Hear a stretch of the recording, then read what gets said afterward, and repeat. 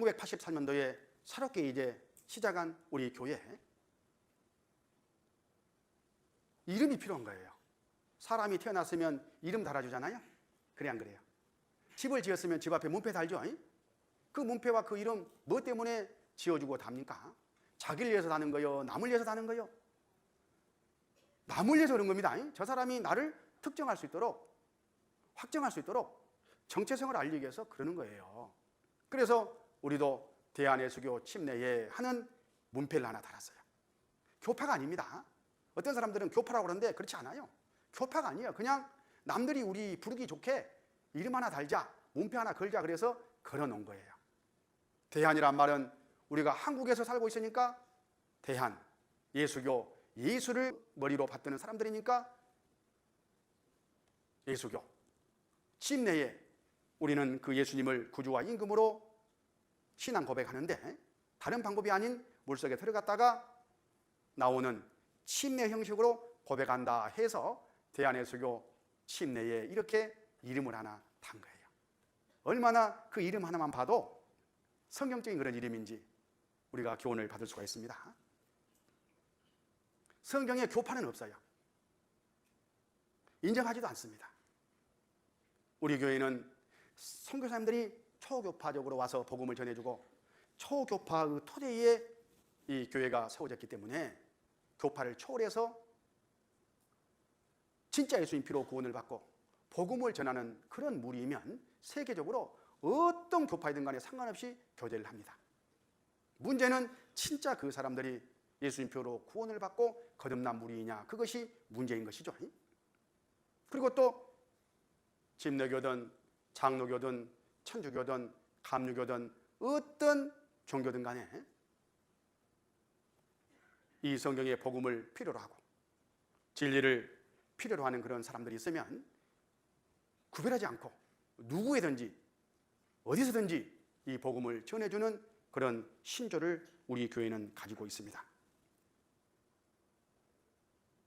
그리고 지금까지 그걸 실천하고 있는 거예요.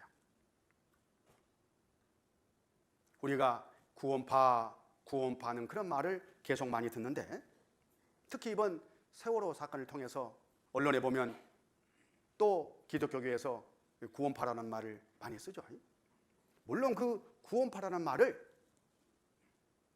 유병현 씨, 그리고 그 유병현 씨를 혹 비호하는 그런 기독교 복음 침례를 지칭하는 그런 의미로만 사용한다면 우리는 여기에 관여할 이유가 전혀 없습니다. 우리와는 전혀 이해관계가 없기 때문에 그렇습니다. 그런데 문제는 그 구원파라는 용어가 그걸 넘어가지고 또 악의적인 그런 잘못된 못된 사람들에 의해서 정상적으로 복음이 전해지는 우리 교회 같은 그런 교회를 공격하는 그런 목적으로도 싸잡아 사용되어 있기 때문에 우리는 이것을 방어하지 않을 수가 없다, 그런 뜻이에요. 구원이란 말은 너무나 중요하고 소중한 말씀입니다. 구원이라는 말을 부끄러워해서는 절대 안 되는 거예요. 그 유병현 씨를 지칭하는 구원파, 그것은 잘못됐지만은 성경에서 말씀하신 구원은 그 이상 성스러운 말씀이 없어요. 왜 우리는 복음을 전합니까? 그 영혼을 지옥 가는 그곳에서 구원시키기 위해서 복음을 전하지 않습니까? 어떻게 천국을 갑니까? 구원을 받아야 천국에 갈 수 있잖아요. 바울 사도는 가는 곳마다 복음을 전했습니다. 그리고 함께 연합한 그런 무리들이 생겨났습니다. 바울이 로마에 들어갔을 때에 유대인들 그 지도자를 불러서 같이 교제할 기회가 있었는데 사도행전 28장에 기록된 내용입니다. 바울 자기가 믿고 있고 가르치고 배우고 전하고 있는 이 말씀을 변증할 때에 그 로마에 있는 유대인들이 하는 말이, 그래 네 사상이 어떤가 한번 들어보자. 이 파에 대해서는 어디를 가는지 반대를 받는 줄 우리가 안다. 자, 이 파라는 말을 그때 그 사람들이 씁니다. 자, 이 파를 한번 생각해 봐요. 이 파. 이 바울이 복음을 전하고 바울이 전한 복음을 믿고 구원받아 함께 연합해서 신앙생활하는 사람들을 지금 지칭하는 거잖아요. 그러면 바울이 가는 곳마다 무엇을 전하고 무슨 일을 했느냐? 복음을 전해가지고 구원받게 하는 그런 일이었어요. 딱 압축해서 이야기하면 그 영혼이 구원을 받고 구원받은 사람답게 사는 삶에 대해서 가르친 거예요. 신약성경 27권 가운데 14권을 하나님께 받아 기록한 바울 사도. 그 14권 곳곳마다 바울이 강조한 바로 그것이 뭐냐? 구원이었어요. 구원. 그런데 그 구원을 마치 못된 어떤 잘못된 그런 무리의 표징으로 사용한다면 그 말을 하는 사람 그 영적인 신분이 드러나잖아요. 그 사람은 구원의 의미를 모르고 있는 사람입니다. 구원을 받지 않은 사람입니다. 구원이 얼마나 절대적이고 소중한지를 모르는 사람입니다. 그 사람이 구원받지 못한 사람이란 증거인 거예요. 왜 우리는 그런 사람들이 쓸데없이 하는 소리에 흔들릴 필요가 있습니까? 그럴 필요가 없는 거예요. 우리는 성경에서 진리를 정확하게 확인하면 됩니다. 자, 바울 사도가 성경 한 페이지에만 해서도 얼마나 많은 구원을 이야기하는지 한번 증거로 확인해 보겠습니다. 자, 로마서 1장을 먼저 보시면 로마서 1장, 오늘은 좀 말씀을 길게 좀 해야 될 것 같습니다. 정리를 확실히 좀 해야 되니까요. 로마서 1장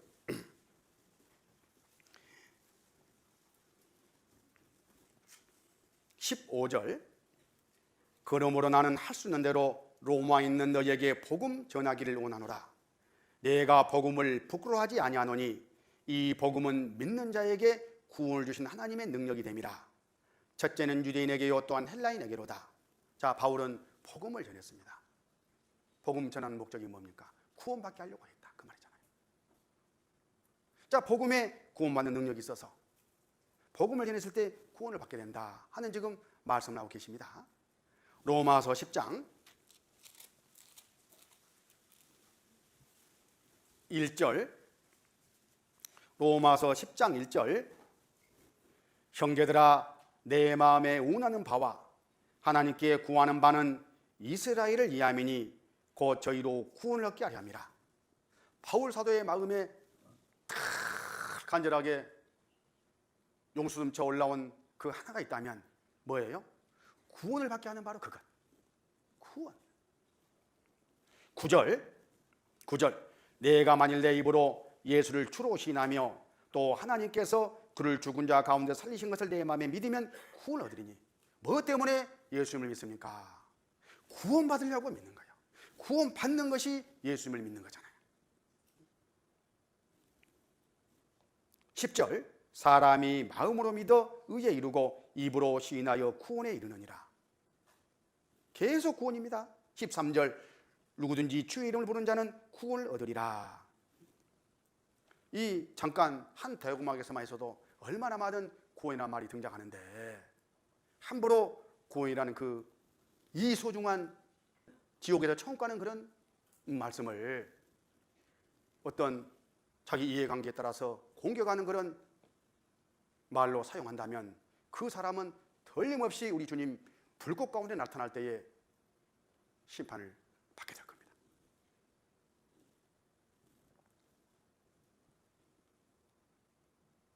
제자들이 주님께 물어봤습니다. 주여, 구원하는 자가 적으니까? 주께서 말씀하십니다. 좁은 문으로 들어가기를 힘쓰라. 들어가기를 구하여도 못하는 자가 많으리라. 이 구원이잖아요. 구원. 그래서 우리가 복음을 전하는 목적은 구원을 받게 하려고 하는 겁니다. 그래서 구원받아라, 구원받아라, 구원받아야 된다 이렇게 강조하면은 어떤 사람들이 그 말만 가지고 잘못된 무리에다 딱 이렇게 섞어가지고 그 사람들도 구원받아야 한다고 한단다. 그러니까 구원받아. 그러면 맞아요, 틀려요? 그런 일이 실제 우리 사이에 일어나고 있다, 그런 뜻입니다.